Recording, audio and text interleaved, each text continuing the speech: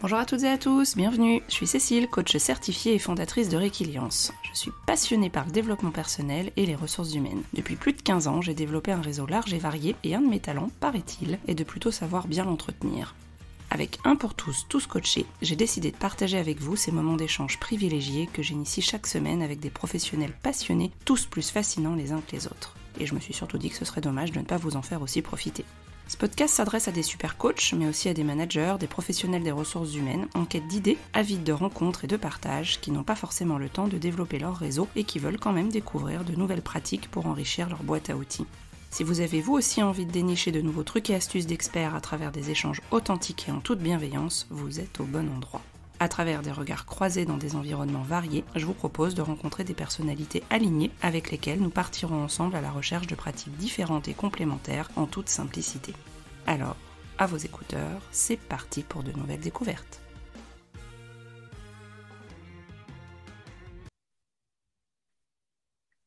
Bonjour Cécile, bienvenue sur Un pour tous, tous coachés. Je suis ravie de t'accueillir aujourd'hui et de pouvoir faire cet enregistrement avec toi.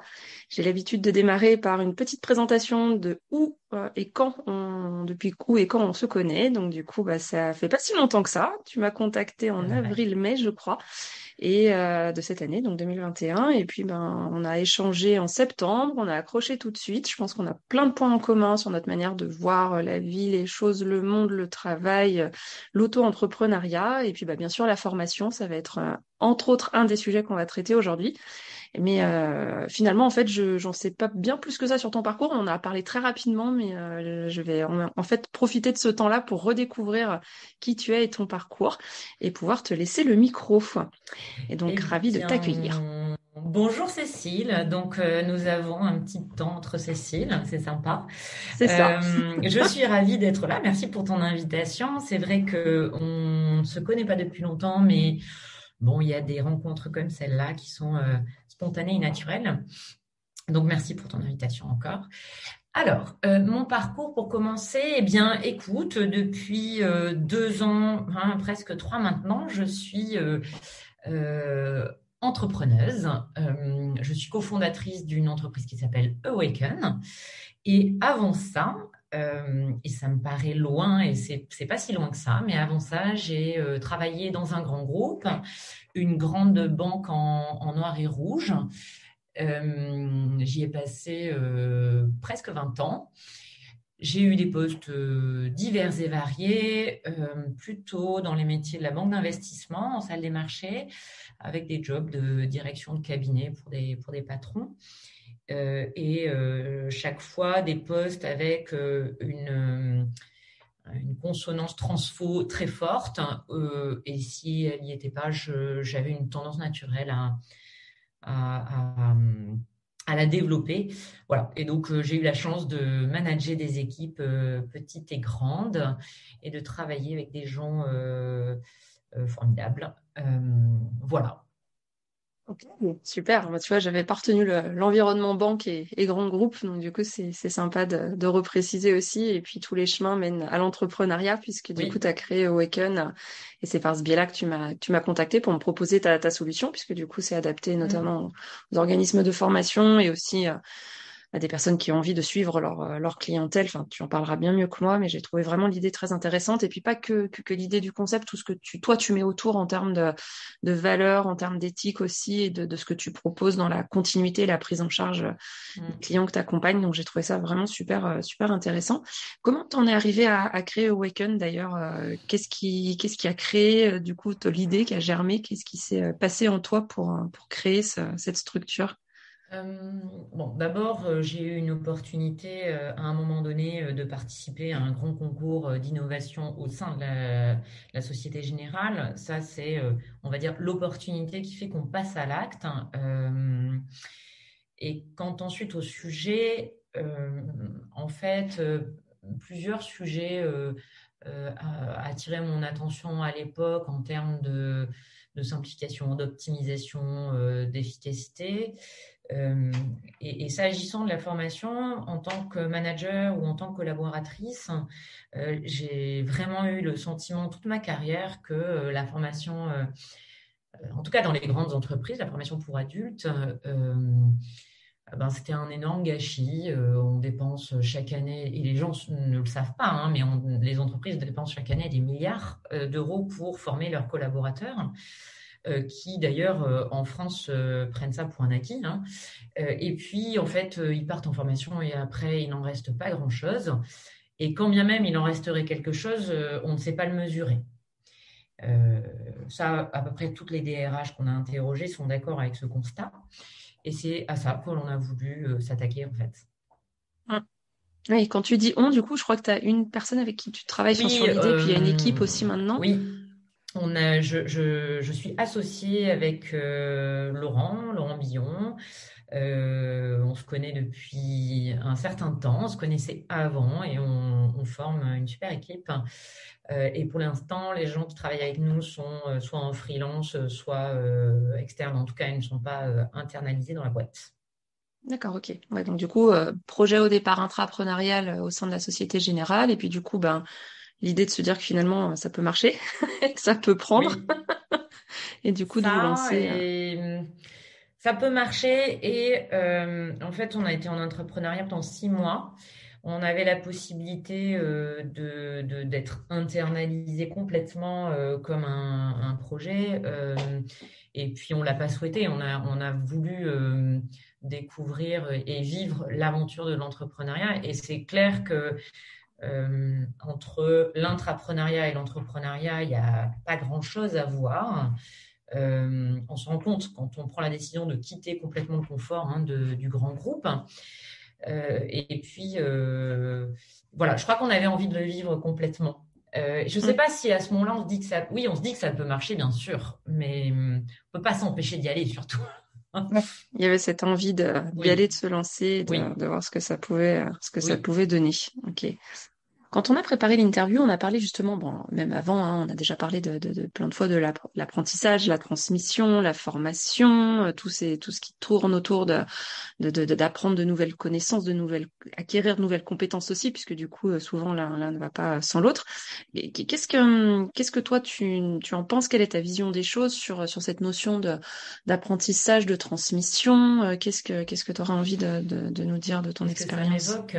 Mm.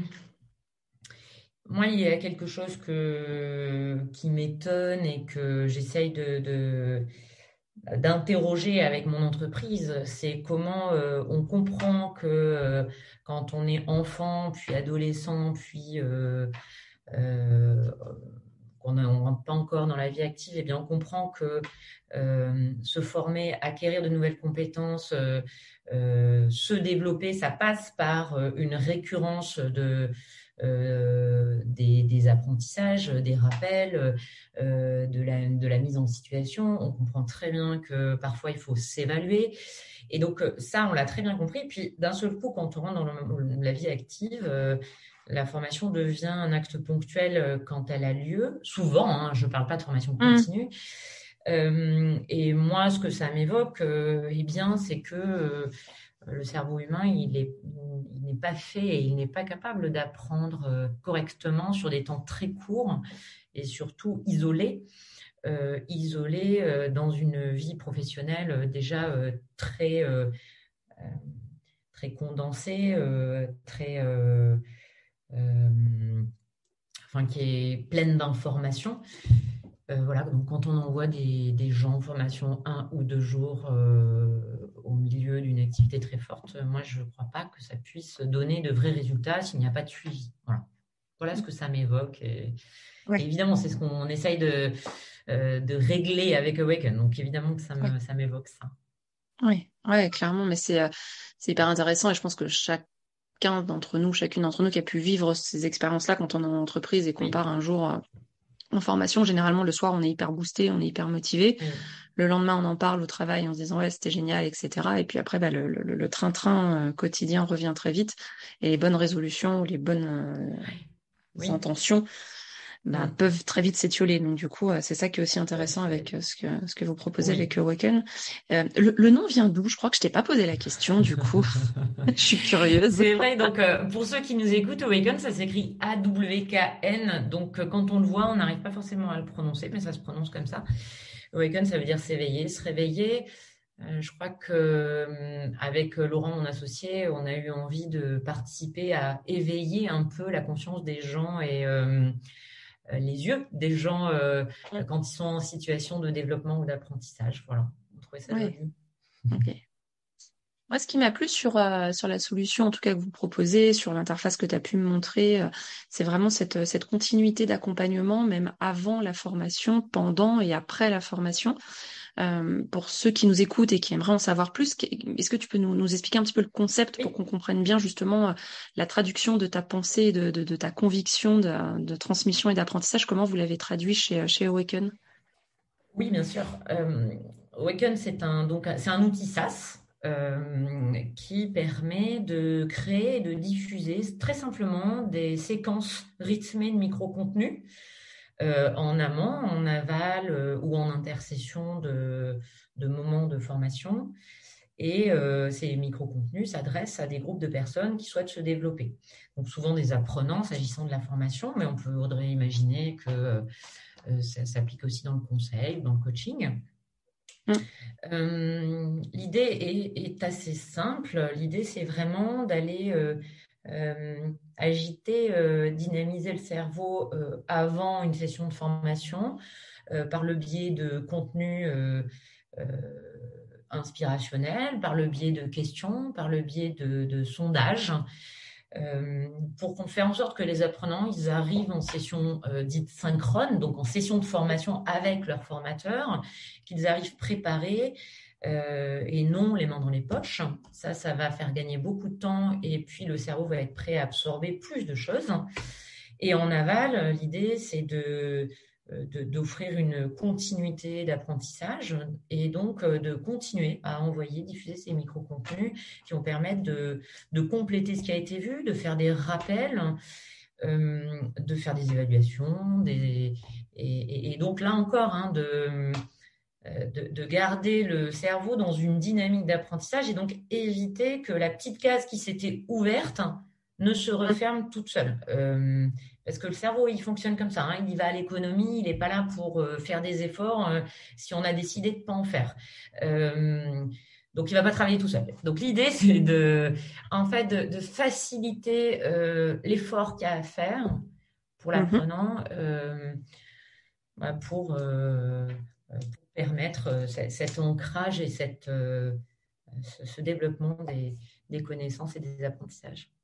Ouais, c'est vraiment cette idée de continuité, de diffusion continue un peu de temps en temps pour faire des piqûres de rappel.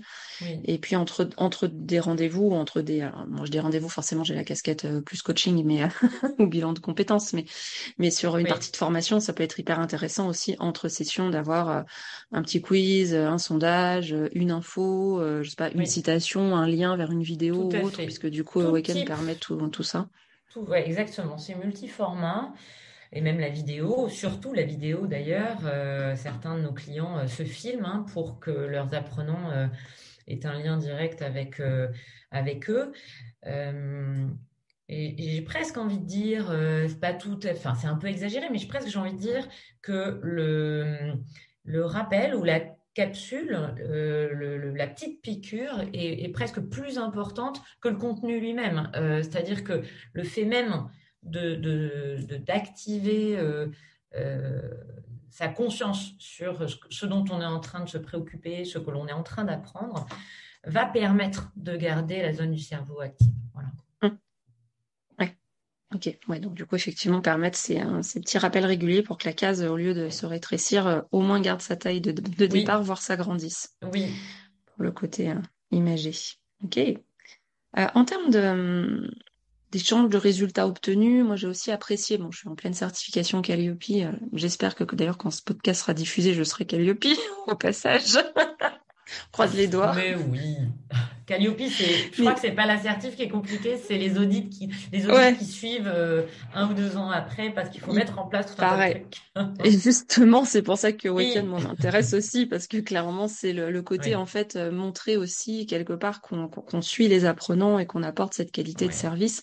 Et il y a un outil que vous avez intégré qui est le taux d'ouverture de mail, le temps passé aussi sur les supports, enfin des statistiques qui permettent aussi surveiller, j'aime pas le terme, d'accompagner en tout cas encore plus dans la continuité et de vérifier effectivement que le contenu a été ouvert, qu'il a plu et pourquoi pas pouvoir faire interagir aussi les apprenants en les sollicitant. Et je trouve que c'est vraiment un vrai plus. Qu'est-ce qui fait que vous avez du coup intégré cette partie-là? Parce que c'était très bien vu d'y penser du coup pour les organismes de formation qui ont besoin de ce type Oui, d'indicateur, c'est hyper chouette. j'aime bien cette question. Tout à l'heure, on a parlé d'éveiller et pour l'instant, j'ai parlé plutôt de la partie qui consiste à garder et éveiller les apprenants dans la durée par rapport à leurs nouveaux apprentissages. Eh bien, je dirais que du côté des formateurs ou des consultants ou des coachs, là aussi, on a le souhait de garder éveillé celui qui va accompagner, c'est-à-dire mettre à sa disposition un certain nombre d'indicateurs qui vont lui permettre d'avoir une lecture très claire de ce qui est en train de se passer sur son accompagnement, plutôt que de dire je fais ma formation et une fois que je suis partie de la salle, eh bien, advienne que pourra. Là, l'idée, c'est qu'ils visualisent si les gens cliquent sur ces contenus, s'ils répondent aux questions qui sont posées. Et donc, il évalue la motivation, l'engagement, le niveau aussi par rapport aux nouvelles connaissances.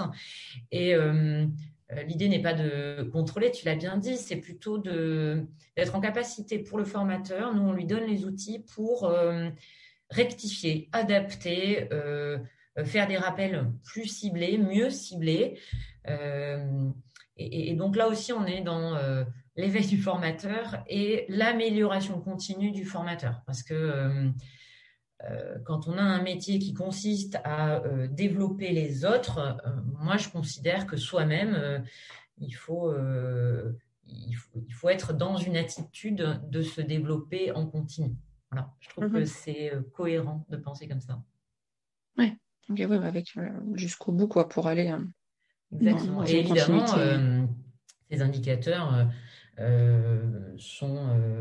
permettent de faire une traçabilité de toute l'activité. Ça permet d'avoir un suivi de toute son activité au même endroit. Et dans le cadre de Calliope, donc de rendre compte de ce suivi et de faciliter un peu le côté administratif de Calliope.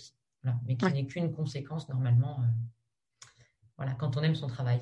Tout à fait, exactement. Exactement. En termes de retour client, est-ce que tu aurais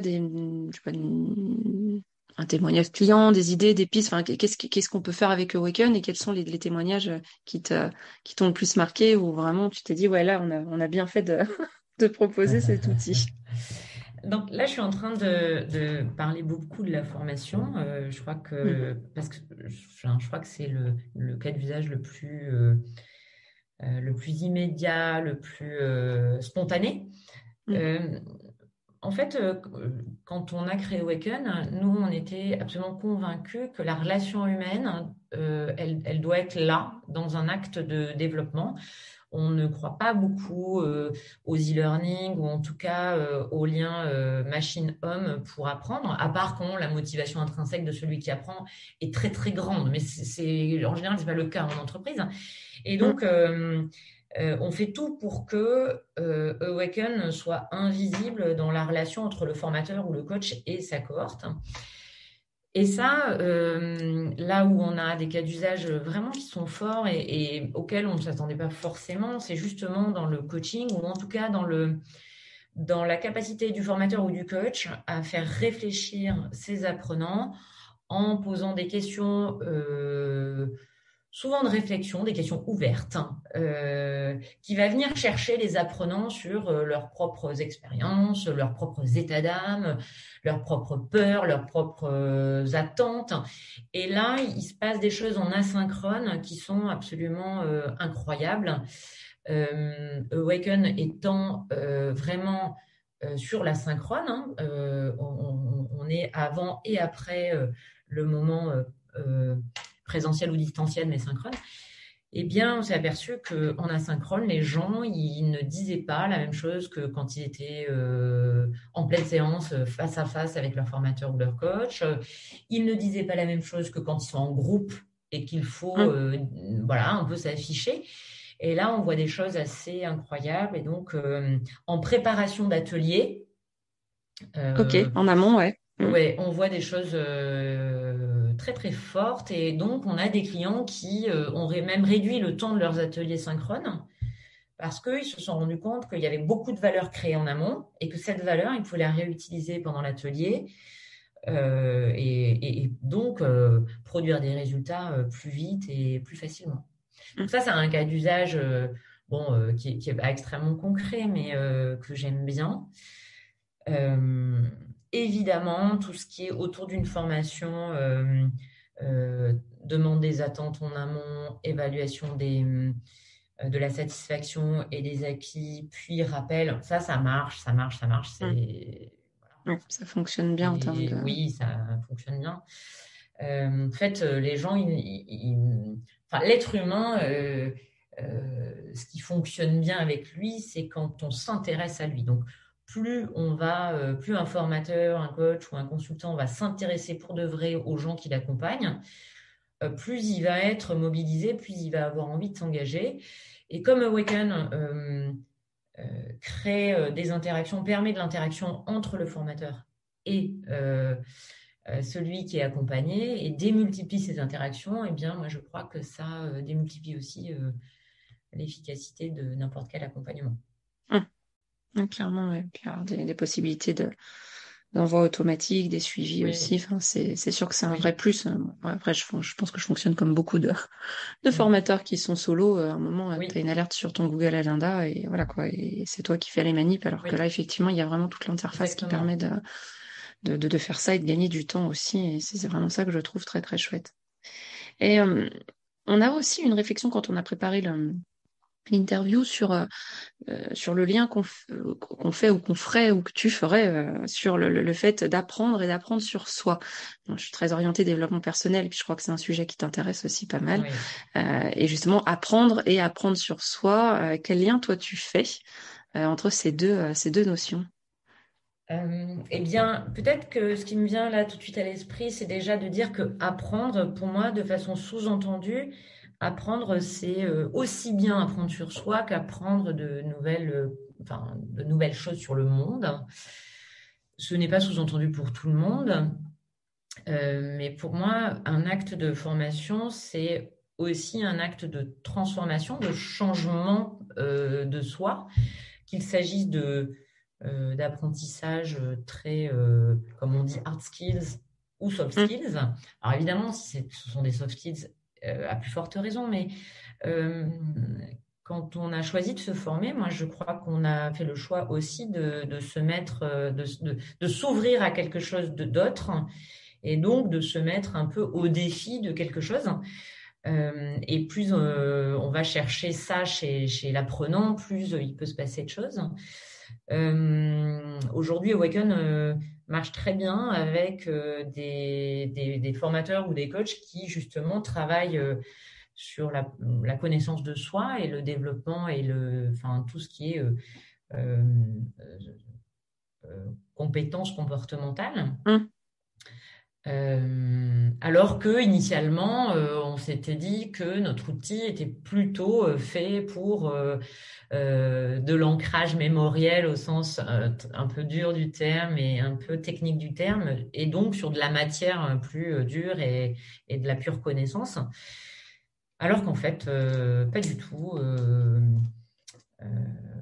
Aujourd'hui, c'est plutôt l'inverse qui se passe.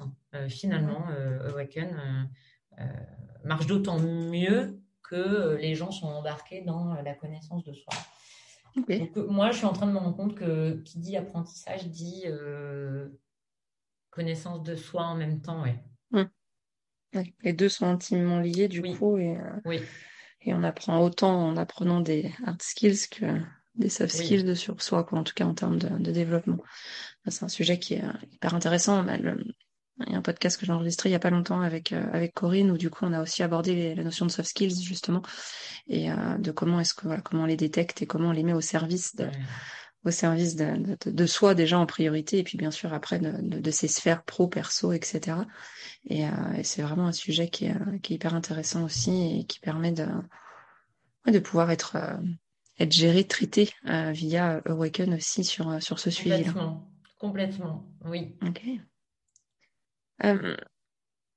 Bon, tu as parlé effectivement de formateurs, de coachs, de personnes qui pourraient être intéressées ou en tout cas qui pourraient mettre en pratique Awaken dans leur quotidien, dans leur quotidien professionnel.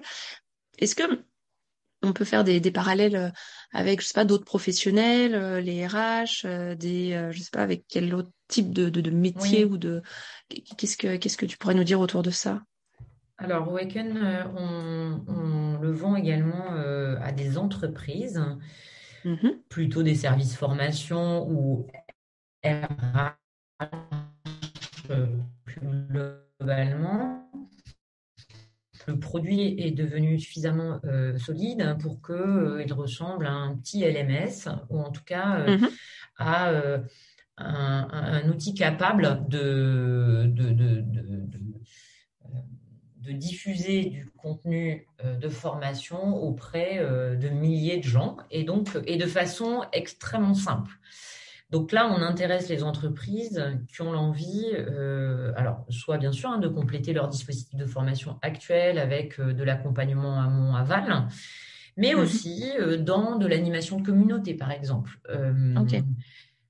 On a des équipes qui veulent en fait animer justement la cohésion de groupe et ça passe par de la communication, ça passe par interroger les gens, sonder les gens sur là où ils en sont. Et là, on est plus dans un outil effectivement d'animation de communauté. Euh, mais on est aussi dans l'apprentissage et la connaissance, puisqu'il s'agit de partager de l'info sur l'équipe ou l'entreprise et d'aller connaître les besoins des gens, savoir où ils en sont, dans quel état d'esprit ils sont en ce moment. Et donc, c'est pas de la formation pure, mais c'est quand même, on est dans l'interaction qui vise à échanger de l'info et mieux se connaître. Ouais. Ouais, ok. Ouais, donc même en outil dans ce que tu me dis, hein, même en outil de communication interne Oui, sur tout à fait. des structures. Je pense moi à des clients que j'ai en multisite par exemple, ce genre de choses, enfin, pour pouvoir Complètement, exactement. faciliter et aller chercher Oui, les infos. ouais, tout à fait. De même que on a des cas d'onboarding, enfin on a des cas clients qui là où les gens l'utilisent pour faire de l'onboarding et Mm. automatiser une partie de l'onboarding de leurs Ouais. nouveaux arrivants parce que ça assure que chaque nouvel arrivant va recevoir tous les documents qu'il faut Mm. au bon rythme, va être interrogé. Donc ouais, Mm. ça fait gagner du temps sur ce process qui est souvent un peu compliqué dans les boîtes. Oui, tout à fait. Bah, après, généralement, il y a la bonne volonté de le faire, mais Oui, après, il y a effectivement le calendrier à respecter et une ouais, volumétrie en fonction des métiers, quand il y a oui, beaucoup de turnover ou autre, hein. oui, C'est des sujets auxquels forcément on est confronté. J'ai une petite pensée pour les personnes avec qui j'ai travaillé en RH sur ce sujet-là, parce que c'est un vrai ouais, c'est un challenge. casse-tête.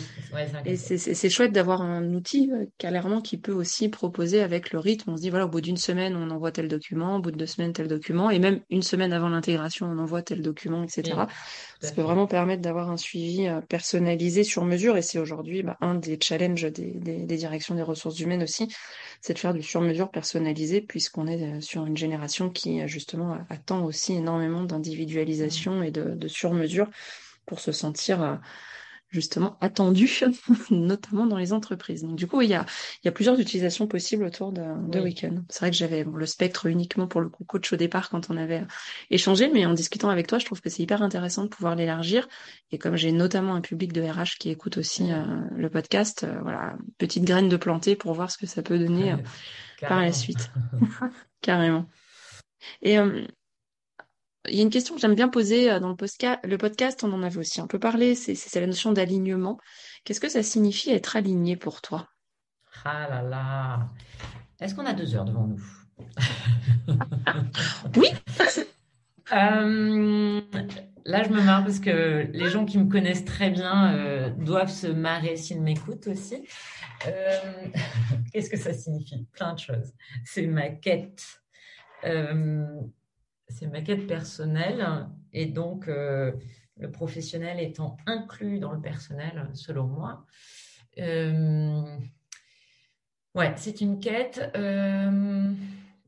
En tout cas, s'agissant de ma boîte, l'alignement, euh, c'est l'alignement de nos valeurs et de nos convictions avec mon associé, avec le produit que l'on développe.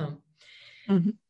Ça a l'air de rien, mais ça, c'est quelque chose de majeur quand on a une boîte, en fait. C'est arriver à se rappeler à chaque instant et dans toutes les décisions que l'on va prendre, quelles sont nos valeurs, qu'est-ce qui est important pour nous.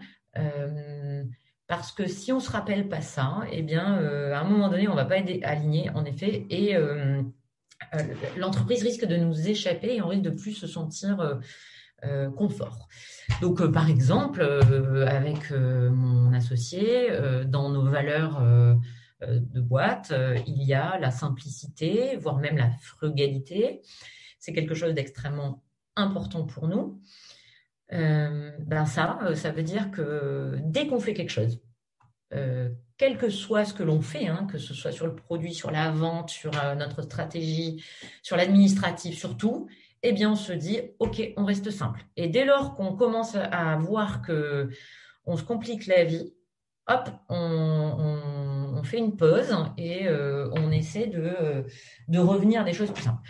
Bon, c'est un exemple. L'alignement, c'est aussi, moi, je suis plutôt sur la partie commerciale de la boîte. C'est quand même pas une fonction que j'ai occupée dans ma vie antérieure. Donc, j'ai tout découvert et tout appris sur le terrain. Et il me reste beaucoup à apprendre encore. Et donc, je me suis formée, j'ai pris des conseils, je me suis fait coacher. Et donc, j'ai appris plein de choses et j'ai beaucoup testé, puisque ça reste la chose la plus importante que de tester pour voir ce qui marche. J'ai testé. Et au bout de 2 ans, je me suis aperçue que dans tout ce que je testais, il y avait des choses qui ne correspondaient absolument pas à ce que j'aime faire, à ce à quoi je peux croire. Et je me suis rendu compte que j'étais parfois désalignée entre ce que j'avais à l'intérieur et ce que je faisais dans mes actes de vente. Et ça marchait pas. Parce qu'en fait, la vente, quand on n'est pas du tout aligné, il y a quelque chose qui grince ou qui couine. En tout cas, c'est ma conviction à moi. Voilà, typiquement, là, ces derniers temps, je suis revenue à mes convictions, mais quitte à les rechallenger, mes convictions, c'est pas le problème, hein, mais à un instant T, être aligné, c'est avoir des convictions et s'en servir pour avoir un discours authentique et qui vient du cœur ou en tout cas du plus profond de soi. Et quand on vend un produit ou quand on vend quelque chose, je crois que plus on est aligné, plus ça s'entend. Bon, pour moi, l'alignement, c'est un exercice de tous les jours, c'est une attention de tous les jours. Et je sais très bien que quand je suis pas alignée, je suis pas bien en fait. Donc souvent, quand je suis pas bien, je me dis, je ne dois pas être alignée. Maintenant, j'en suis là, hein, donc c'est pas mal, je progresse. Mais bon, je pourrais en parler super longtemps. Donc Oui, mais ça, on sent que c'est un sujet qui te parle et que tu vis au quotidien justement et que tu ajustes aussi bien dans ta sphère perso que pro et que c'est devenu un indicateur du coup de bien-être en tout cas. Enfin, c'est ce que j'entends dans ce que tu nous dis. Ok, super, merci. Quel conseil tu nous donnerais pour être soi-même? Ou quel conseil on t'a donné et qui te semble pertinent? Ou quel conseil tu aurais envie de nous donner pour être soi-même ou rester soi-même? Ah là là, je sais pas si j'ai des conseils à donner, moi. Tout à l'heure, on a parlé de la connaissance de soi. Hum, Moi, je crois que, en tout cas, en ce qui me concerne, plus j'essaie de me connaître, plus je travaille sur le fait de me connaître, plus je réussis à être moi-même. Ça demande quand même, je ne sais pas si c'est du travail, mais en tout cas une envie de vouloir chercher qui on est. Ça demande d'être OK pour être inconfortable parfois, parce que se connaître, c'est savoir des choses sur soi qui sont pas très cool parfois. Mais en fait, voilà, donc beaucoup d'ouverture d'esprit, beaucoup d'écoute. Moi, plus j'écoute ce que l'on me dit, plus j'ai le sentiment d'apprendre des choses sur moi, tout en ayant un esprit critique. Mais voilà, et ouais, l'écoute, la capacité à se remettre en question. Alors ça a l'air un peu bateau quand on le dit, mais quand même, moi j'aime bien l'idée d'avoir des convictions très fortes et donc un esprit critique, et en même temps être capable de complètement laisser tomber à un moment donné ce en quoi on croyait fort parce qu'il y a quelqu'un qui m'a, je sais pas, qui m'a inspiré et qui m'a prouvé que finalement mes convictions elles valaient pas grand-chose. Voilà. Ben, je crois que voilà, être soi, c'est accepter ça. Puis à un moment donné, on se rend compte que on se rapproche de qui on est, voilà, et c'est plus facile d'être authentique quand on est ouvert, je crois. Bon, Ah, c'est ce côté ouverture oui, d'esprit aussi sur ce qui peut oui, arriver et se laisser oui, surprendre, accepter de se laisser surprendre et que ça puisse venir bousculer des choses en soi carrément. qu'on n'aurait peut-être pas forcément voulu Ouais, ouais, c'est clair. que se manifeste, c'est ça? Tout à fait. Ok, super, merci pour ces conseils.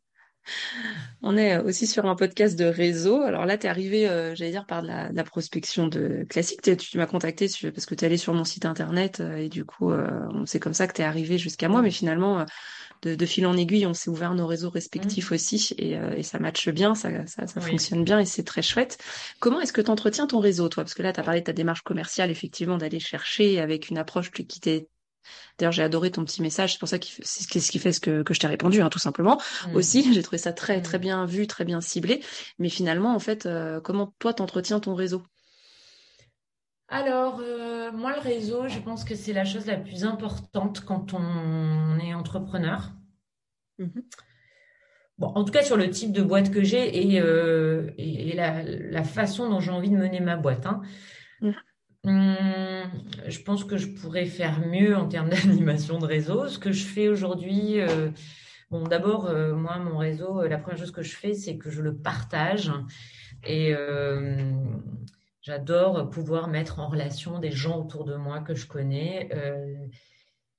J'adore ça, je trouve ça génial. Et donc, quand on est comme ça, en fait, en retour, il se trouve qu'on reçoit aussi, il y a des gens qui nous mettent en relation, il y a une espèce d'alchimie qui se fait. Donc là, il y a quelque chose d'un peu naturel et d'intuitif et d'instinctif dans la gestion de mon réseau, qui est pas calculé en fait. Mhm. Et ensuite, moi, je suis quelqu'un, j'aime que je préfère avoir un réseau d'une taille, enfin à taille humaine, mais Mhm. avec des vraies relations et des vrais échanges et des projets ensemble, que d'avoir un très très très très gros réseau qui, enfin, que je ne sentirais pas et euh, qui me dépasserait d'une certaine façon, mais ça c'est lié à ma personnalité, je pense. Et là, chose, j'envoie ce que j'appelle les petites inspirations. Donc, mon réseau proche de gens qui connaissent Awaken reçoivent de temps en temps des petits posts sur des sujets qui me tiennent à cœur. Par exemple, l'engagement et comment, avec Awaken, c'est possible d'engager les gens. Bon, donc, je fais ce genre de choses. Mhm. Euh, et je suis très proche des gens, c'est-à-dire que je les ai souvent au téléphone. Moi, c'est ce que j'aime faire dans mon travail, en fait. Avoir les gens au téléphone, partager avec eux, leur poser des questions, prendre leurs idées. On a un produit aujourd'hui avec Laurent qui est co-construit avec nos clients et nos prospects. On ne fait rien tout seul. Donc, en soi, c'est co-construire son produit, c'est animer une communauté. Voilà, donc Ouais. voilà ce que je fais. Et puis j'ai d'autres projets en cours. Je suis en train de réfléchir à des choses. Voilà, mais je ne me précipite pas parce que je privilégie vraiment la qualité à la quantité. Mm. Ouais. C'est vraiment ça qui te Oui, caractérise et puis dans ta oui, manière oui. De faire aussi du sur-mesure, en tout cas d'adapter Complètement, ouais. ta communication en fonction de tes interlocuteurs et de faire quelque chose Oui. de très qualitatif. Mm. Donc, du coup, un petit réseau, mais enfin un réseau à taille humaine, tu as dit, pas Ouais, petit. Un tout réseau à à fait. taille humaine qui te permet d'avoir des liens de qualité avec les personnes qui appartiennent à ton réseau. C'est chouette. Ok. Il me reste une question rituelle que je pose aussi dans le podcast, c'est est-ce que tu as un livre à nous partager, un livre que tu as lu, un livre du Ah moment, ouais. pour savoir un petit peu là aussi ce que tu nous recommanderais ou qu'est-ce qui fait que tu as choisi tel ou tel Alors, je ne ouvrage. me souviens jamais des titres des livres que je lis, et ni même des auteurs. Mais quand même, oh là là, je pourrais en citer plein. Ma difficulté, c'est de choisir. Là, c'est très dur pour moi de choisir. Donc, je vais choisir le livre que je suis en train de lire en ce moment, qui s'appelle Middlemarch, qui est un Mhm. bon gros pavé génialissime, quoi. C'est de la littérature anglaise très assez. Enfin, faut avoir envie, quoi, de se lancer dans un livre comme ça. Mais une fois qu'on y est, ça dure très longtemps, mais on n'a pas envie d'en sortir. C'est une belle Ok. nourriture qui dure longtemps, voilà, comme les capsules au week-end. Donc c'est chouette. D'accord, je connais pas du tout. Donc Middlemarch. Et c'est quoi? C'est un roman? C'est de l'histoire? Ouais, c'est un roman. Alors attends, je me sens un peu obligée d'aller le chercher pour te Ah donner bah. même l'auteur. Oh, j'ai ma meilleure amie qui me dirait, mais tu peux pas oublier cet auteur qui est absolument magnifique. Mais j'ai Jane Austen dans la tête et c'est pas ça. Et donc c'est Eliot Ouais. Middlemarch. Voilà, je te montre le D'accord, ok, livre. très bien, je le vois. Ok, Voilà, parfait. c'est Oui, un effectivement, joli c'est pavé. un joli pavé. C'est un peu comme si je lisais plusieurs livres. Donc, pour me motiver, je me dis que, enfin voilà, tous les 200 pages, je me dis que j'ai lu un livre. Comme ça, j'ai pas Ouais, l'impression ok. d'avoir lu un seul livre dans l'année, quoi. Voilà. Oui, c'est bien. C'est une bonne technique. C'est une bonne technique. Merci de m'avoir montré en plus. Bon, je le mettrai bien sûr dans les notes hein, de l'épisode. Et j'ai vu la couverture, j'ai vu le nom. C'est bon, c'est noté. Merci beaucoup. Et pour clôturer du coup cet enregistrement et ce temps passé toutes les deux, est-ce que dans la continuité de ce qu'on s'est dit, tu penserais à un thème, un sujet dont on n'a pas encore forcément parlé, soit dans le podcast, soit aujourd'hui, et qui te paraîtrait justement pertinent pour ouvrir sur d'autres perspectives? Pour d'autres podcasts ou pour là Ouais, par maintenant exemple. Ouais, ouais, ouais. Ah, Ou écoute, maintenant, il y en a plein. Il y en a plein. Celui qui me tracasse en ce moment, enfin qui me tracasse, en tout cas qui me fait réfléchir, et je vais peut-être en faire un webinar, une masterclass, je sais pas trop. C'est euh, l'engagement, ouais. mesure d'engagement. Comment on fait pour mesurer l'engagement? C'est quoi l'engagement au fond dans une entreprise? Comment on mesure ça? Euh, quelque chose qui ne décrète pas. Donc, comment on fait pour Ouais, le pour pouvoir. susciter et le mesurer aussi? On n'a pas parlé de la mesure. La mesure est un autre sujet qui me fait beaucoup réfléchir.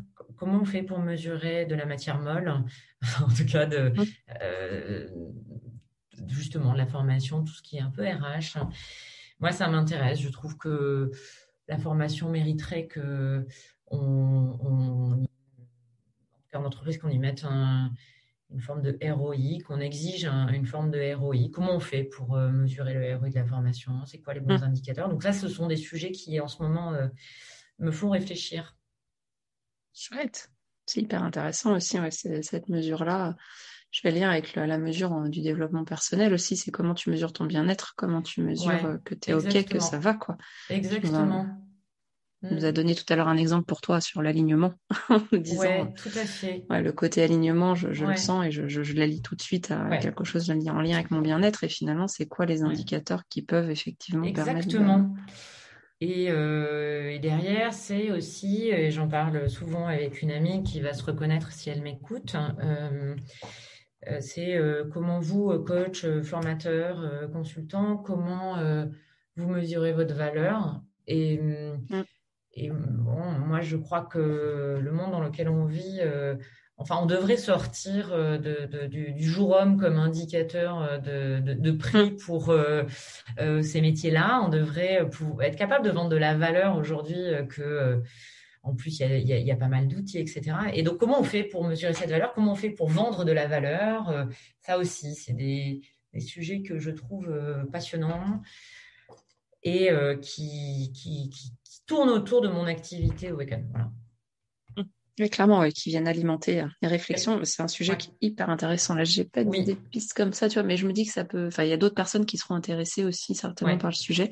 Ouais. N'hésitez pas à vous manifester, les personnes qui écoutaient ce podcast et qui auraient des pistes et des idées, parce que c'est vraiment un très très beau sujet et très belle idée de réflexion, surtout si ça t'anime. Pourquoi pas pouvoir faire, je sais pas, un prochain podcast ou autre chose. Avec plaisir. Sur le sujet. Tout à fait. Je suis prête. Ouais, je te sens prête là. Carrément. Je te sens prête. Ouais, super. Est-ce que par rapport à l'enregistrement, là, ce qu'on vient de se dire, est-ce que toi, tu vois, il y a des choses, des sujets en complément de tout ce qu'on vient de se dire pour pouvoir terminer? Non, écoute, je me dis que déjà, là, les gens doivent en avoir marre. Donc, je me sens pas prête. Tu sais, je peux pas m'empêcher de me dire, OK, là, ça fait tant de temps, le cerveau décroche, stop. Là, il faut que je m'arrête. J'ai déjà trop parlé. Donc, on a toujours plein de choses à se raconter, mais je crois que pour nos auditeurs, c'est leur prouver notre respect que de s'arrêter là. Très bien. Bah écoute, respectons nos auditeurs et respectons-nous aussi. Oui, tout à fait. Et un immense merci à toi pour ce temps d'échange et d'enregistrement. C'était un plaisir. Merci beaucoup, à bientôt. À très bientôt. Salut. Merci d'avoir écouté l'épisode jusqu'au bout. J'espère que l'échange vous a plu. N'hésitez pas à aller sur la page du podcast Un pour tous, tous coachés sur le site www.requiliance.fr. Je compte également sur vous pour déposer vos 5 étoiles et votre avis sur votre plateforme préférée d'écoute. Cela permettra à de nouvelles personnes de découvrir plus facilement le podcast et d'agrandir la communauté. Encore merci et à très vite pour de nouvelles aventures.